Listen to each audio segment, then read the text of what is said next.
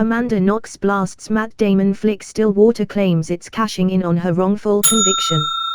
Knox took issue with a fictionalized character she now feels associated with. Amanda Knox lashed out at the new Matt Damon film Stillwater, claiming the movie profits off her real-life struggle for a wrongful murder conviction. The 34-year-old lamented how her name continues to be associated with a killing she didn't commit and is now linked to a film she had no part in making. "Does my name belong to me?" she wrote in a Thursday tweet storm. "My face? What about my life? My story? Why does my name refer to events I had no hand in? I return to these questions because others continue to profit off my name, face and story without my consent." Most recently, the film Stillwater. Knox also took issue with the fictionalized character she now feels associated with because the film's ending veers from actual events in a sinister twist. Knox and Rafael Sollecito were twice convicted and later acquitted in the 2007 killing of Knox's roommate Meredith Kercher in Perugia, Italy.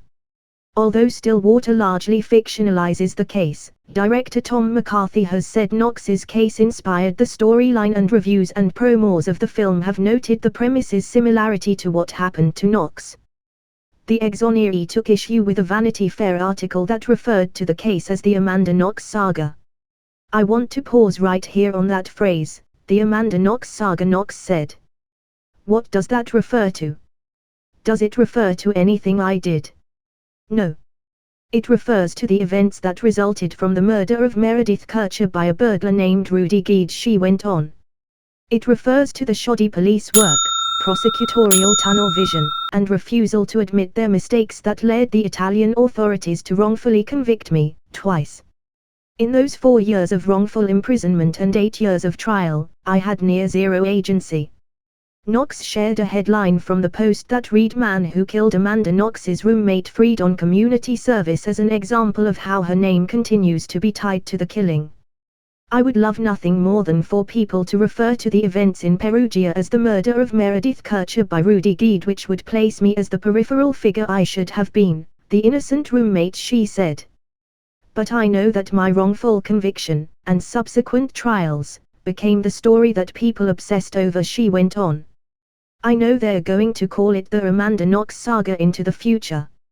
She then requested that people be conscious of how they discuss the events and recognize that it's not her choice, that the focus remains on her. The Exonery also challenged director McCarthy and star Matt Damon to join her on her podcast Labyrinths. The character in Stillwater is shown to have a sexual relationship with her roommate, while Knox said she was nothing but platonic friends with Meredith, she said. And the movie's finale paints the character as the tabloid conspiracy-guiltier version of Knox, she said.